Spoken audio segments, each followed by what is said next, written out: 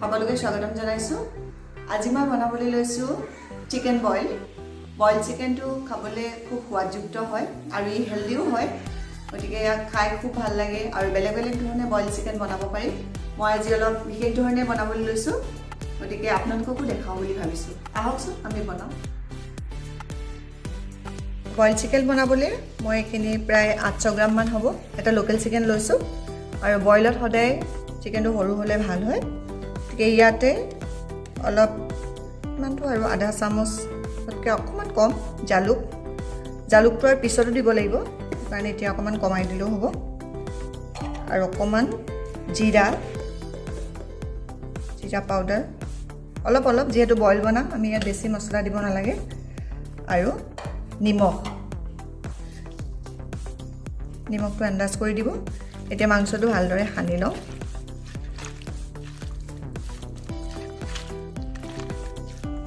Boil chicken খাবলৈ বহুত সোৱাদযুক্ত হয় আৰু এতিয়া ঠাণ্ডাৰ দিন, এতিয়া বইল বস্তু খাই ভাল লাগে জালুক দি পেলাই। আপোনালোকে দেখিব মোৰ ভিডিঅ'টো লাষ্টলৈকে চাব, তেতিয়া দেখিব ষ্টেপ বাই ষ্টেপ কেনেকৈ মছলাখিনি দিব লাগে, কেনেকৈ বনাব লাগে। এয়া এইখিনি ধুনীয়াকৈ ইয়াতে মিক্স হ'ল আৰু ইয়াৰ লগত আমাক প্ৰয়োজন হ'ব এইখিনি মই লৈছোঁ আদা নহৰু অলপ থেতেলিয়াই লৈছোঁ, মিক্স একেবাৰে মিহি নহ'লেও হ'ব। পিঁয়াজ লৈছোঁ, কেঁচা জলকীয়া লৈছোঁ আৰু অলপ আপোনালোকৰ নিজৰ পচন্দ অনুসৰি ভেজিটেবলছ লৈ ল'ব। পাচলি এতিয়া যিহেতু চব্জি পায়, মই বিলাহী লৈছোঁ, মটৰ লৈছোঁ, গাজৰ লৈছোঁ আৰু আলু লৈছোঁ। এইখিনি দি পেলাই এতিয়া বনাম, আপোনালোকে চাব। আহক আমি বনাওঁ। বইল বনাম যদিও অকণমান চিকেনটো ফ্ৰাই কৰি ল'ম। ফ্ৰাই মানে এনেকুৱা ফ্ৰাই নহয় যে বেছি তেল দিব লাগে, অলপমান তেল দি পেলাই পেনটোতে কভাৰ কৰি লৈ অকণমান তেল দিলেই হ'ল, যাতে ইয়াতে চিকেনটো লাগি নধৰে, সেইটো কাৰণে দিছোঁ। আৰু ইয়াৰ স্মেলটো খুব ভাল হয় খাবলৈ, এনেকৈ কৰিব।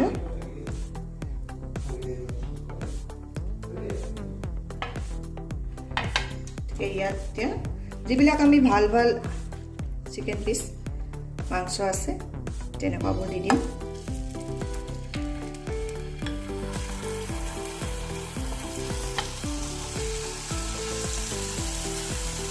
ভাল পিচখিনি সেইখিনি ইয়াত দি দিব।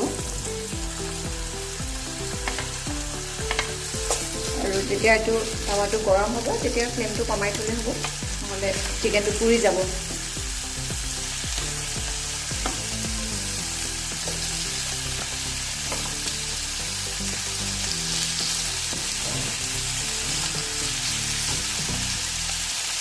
আৰু বাকী যিখিনি অকণমান হাৰ্ডি থকা মাংস থাকে সেইখিনি এটা কুকাৰত অলপমান পানী দি পেলাই সেইখিনি ষ্টিম কৰি দিব লাগিব।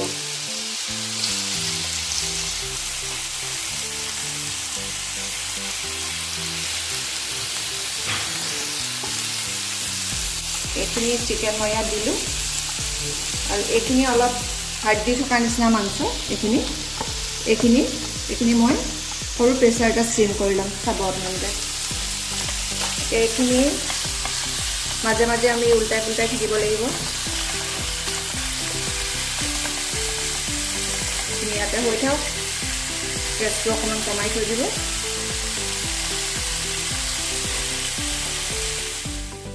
পানী দিছোঁ, পানীটো বেছিকৈ নিদিব। এইটো চুপটো আমি যিহেতু চিকেনটোতে পিছত দি দিম। এইখিনি খাৰ থকা চিকেনখিনি ইয়াত দি দিম। দি পেলাই এইটো আমি এটা ষ্টিম আহিব দিম। এইটো চব ধুনীয়া এটা কালাৰ আহিছে ৰঙা। এইটো 5 মিনিট হৈ গ'ল। 5 মিনিটৰ পিছত উল্টাইছোঁ, এটা ছাইড অলপ ৰঙা হৈছে। এতিয়া আকৌ ইটো ছাইডো এনেকৈ ধৰণে হ'বৰ কাৰণে এতিয়া উল্টাই দিছোঁ আৰু 5 মিনিটৰ পিছত চাব ইটো ছাইডো এনেকুৱা ধৰণৰ হৈ যাব। তেতিয়া আমাৰ এইটো চিকেনটো এনেকৈ ভাজি লোৱা হৈ যাব। এতিয়া চাওঁ উল্টাই, এয়া দুইটা ছাইড হৈয়ে গৈছে, আৰু মাংসৰ যিটো কেঁচা গোন্ধ তাৰমানে সেইটো গ'ল আৰু এতিয়া ধুনীয়া পুৰা এটা গোন্ধ ওলাইছে। এতিয়া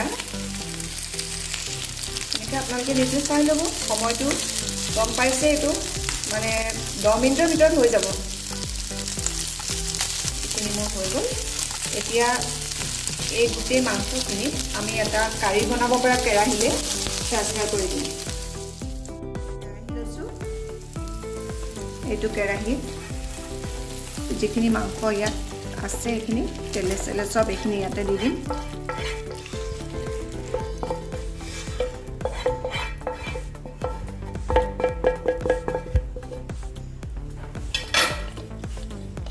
গেছটো অকণমান বঢ়াই দিব, কেৰাহীটো অকণমান এইটো উতলটো আহিব আৰু লাহেকৈ।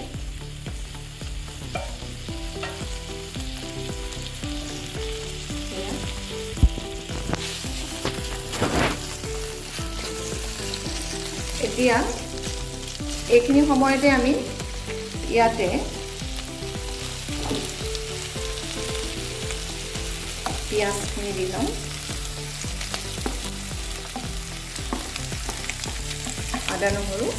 আদা নহৰু সদায় পৰিমাণটো মাংসৰ ওপৰত নিৰ্ভৰ কৰিব। ইয়াতে খুব বেছি মছলা নালাগে, বইল যিহেতুকে অলপ কমাই দিলে হ'ব। আৰু কেঁচা জলকীয়া ভালদৰে মিক্স কৰি লওঁ।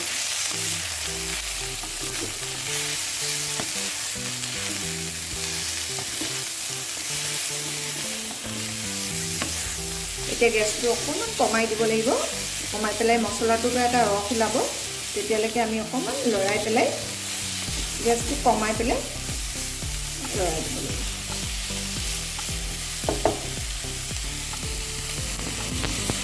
গেছটো কমাই দি পেলাই অকণমান ঢাকন লগাই দিম।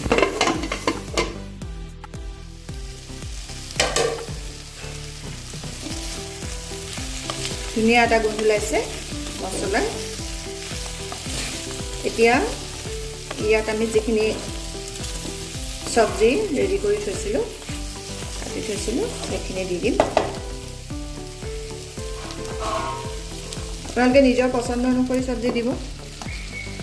মই এইকেইটা চব্জি দিছোঁ।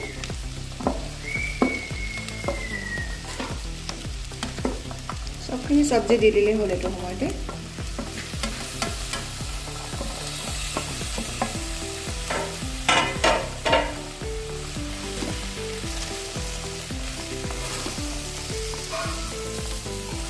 এতিয়া এইটো লৰাই পেলাই চব্জিৰ পৰা এটা পানী ওলাব যিহেতু, গতিকে তাতো মাংসটো সিজি যাব অলপ।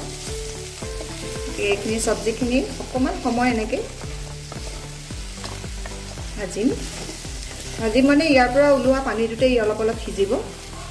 গেছটো অকণমান বঢ়াই দিব লাগিব, মিডিয়াম ফ্লেমত দি পেলাই অকণমান নিমখ দিব লাগিব। এতিয়া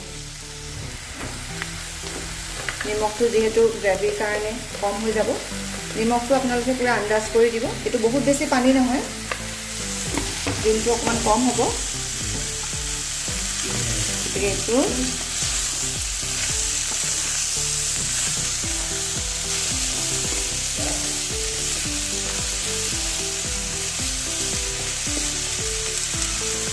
এতিয়া ঢাকোন লগাই দিওঁ 5 মিনিটৰ কাৰণে।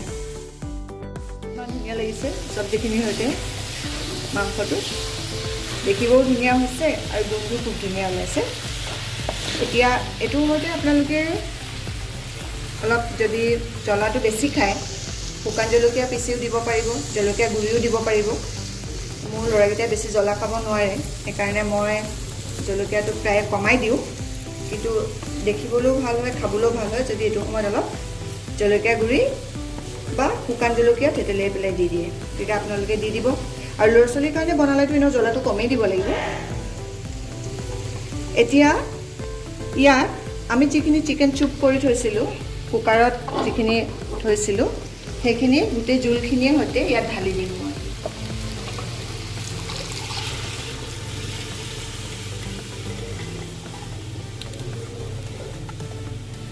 চিকেনখিনি জোলটোৰ সৈতে ইয়াতে ঢালি দিওঁ। এতিয়া ইয়াৰ ৰসটোতে সিজি যাব আৰু দুটামান বস্তু নমাবৰ সময়ত দিব লাগিব, সেইটো আপোনালোকক পিছত দেখাম। এতিয়া এইখিনি এনেকৈ জোলটো আপোনালোকে নিজৰ মতে চাই ল'ব কিমানটো জোল লাগিব। এতিয়া এইটোতো চিকেনটোৰ পৰা ওলোৱা চুপটো হয় আৰু এইটো সময়তে যদি প্ৰয়োজন বুলি ভাবে অকণমান পানী দি ল'ব আৰু নহ'লে ইমানটোৱে থাকিবলৈ দিব কাৰণ এতিয়াও ইয়াৰ পৰা অলপ ৰস ওলাবই এতিয়া এইটোত আমি কেৰাহীটোতে পুৰা ফুল ফ্লেম দি পেলাই 15 মিনিট সময় 15-20 মিনিট সময় লাগিব গতিকে ঢাকন দি পেলাই উতলি থাকিব দিওঁ যেহেতু মোৰ চিকেনটো সৰু হয় ভাবিছোঁ এনেকৈ সিজি যাব আৰু যদি অকণমান ডাঙৰ চিকেন হয় আপোনালোকে প্ৰেছাৰ ষ্টিম দি দিলে হৈ যাব এয়া 15 মিনিট হৈ গ'ল জোলটো পুৰা জোখৰ হৈছে ইয়াতকৈ বেছি হ'বও নালাগে আলু সিজি গৈছে আৰু মাংসটো দেখাতে হৈ গৈছে অলপ অলপ এৰি গৈছে এয়া বিছমিল্লাহ এতিয়া এইটো সময়তে আমি অকণমান জালুক দি দিম জালুকটো সদায় বইলত নমাবৰ সময়ত অকণমান দিব লাগে আৰু প্ৰথমত দিব আৰু ইয়াতে এতিয়া আমি ধনিয়া দি দিম ধনিয়া পাত আৰু এতিয়া ধনিয়া পাত পায় সেইটো কাৰণে ধনিয়া দিবলৈ ভাল আৰু যেতিয়াতো অফ ছিজনৰ ধনিয়া নাথাকে এতিয়া ধনিয়া দি দিছোঁ আৰু এইটো সময়তে জ্বলা যদি বেছিকৈ খায় আপোনালোকে অকণমান কেঁচা জলকীয়া দি ল'ব দি পেলাই এইটো অফ কৰি দিব এতিয়া আমাৰ বইল চিকেন ৰেডি হৈ গ'ল